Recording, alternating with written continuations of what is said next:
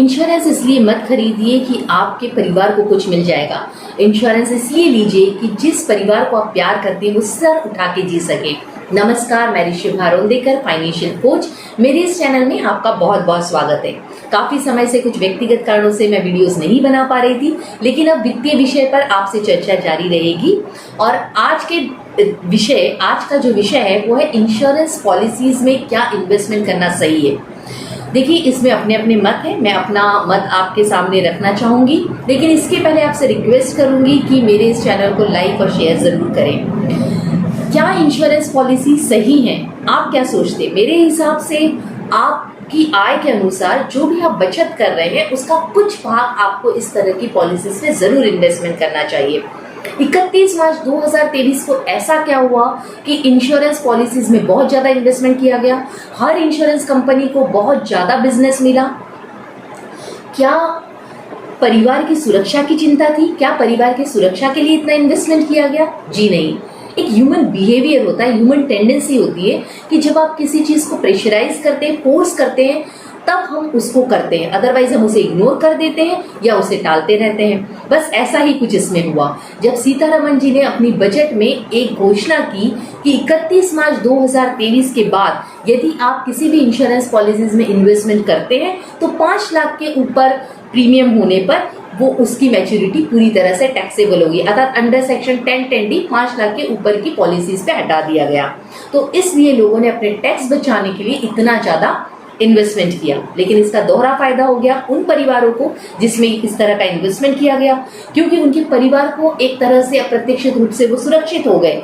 इस प्रीमियम का जो भी पीरियड होगा उसके बीच में यदि परिवार के उस व्यक्ति को कुछ हो जाता है तो उनके परिवार को एक लमसम अमाउंट मिलेगा, वो भी टैक्स फ्री, और जिसके रिटर्न की तुलना किसी और से नहीं हो सकती। दूसरा, यदि वो लंबी पारी खेल जाते हैं तो जो भी मैच्योरिटी पर अमाउंट मिलेगा वो पूरी की पूरी तरह से टैक्स फ्री होगा।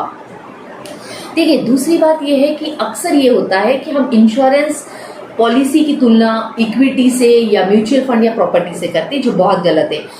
वैसे तो इसकी तुलना करनी ही नहीं चाहिए, और यदि आप तुलना कर भी रहे हैं तो आप डेट इंस्ट्रूमेंट से कीजिए, जिसमें कि फिक्स डिपॉजिट है, आपका पब्लिक प्रोविडेंट फंड हुआ या इसी तरह के कोई गारंटेड प्रोडक्ट्स हुए।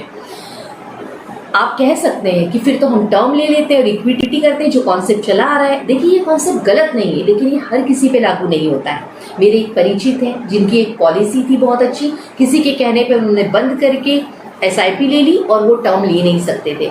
आप सोच कर देखिएगा, जब उनकी डेथ हुई तो उनके परिवार को जहां 10 से 12 लाख रुपए मिल सकते थे, मात्र 15,000 रुपए मिले। तो इसलिए ये रिक्वेस्ट है कि अपनी पॉलिसीज को सरेंडर करने के पहले अपने एडवाइजर से जरूर मिले। दूसरी बात, देखिए, आप जो भी पैसा लगा रहे हैं, आपको ऐसा लगता है कि ये पैसा मुझे बहुत बड़े रिटर्न पे मिलना चाहिए, जो इक्विटीज में मिलता है, म्यूचुअल फंड या प्रॉपर्टी पे मिलता है।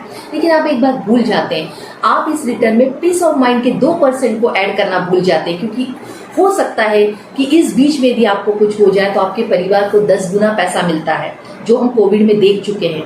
दूसरा, हम 2% डिसिप्लिन के भूल जाते हैं, क्योंकि ये डिसिप्लिन जो इस तरह की पॉलिसीज में होता है, जिससे एक लमसम अमाउंट आपको मिलता है, बहुत सारे बच्चों की एजुकेशन इन अमाउंट से हुई है, इस पॉलिसी से हुई है, मैरिज हुई है, या रिटायरमेंट के समय कॉर्पस मिल जाता है।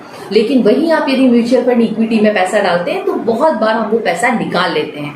तो मैं ये नहीं कहूंगी कि पूरा पैसा आप यहाँ डालिए, लेकिन आपकी बचत का कुछ प्रतिशत आप इस तरह की पॉलिसीज में डिसिप्लिन के लिए जरूर डालिएगा। और हाँ, अपनी पॉलिसीज को सरेंडर बिल्कुल मत कीजिएगा, जो चल रही है उन्हें चलने दीजिएगा।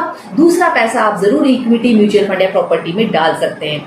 तो अभी भी देर नहीं हुई है, यदि अपने परिवार को सुरक्षित करना चाहते हैं तो जरूर एक पॉलिसी लीजिए।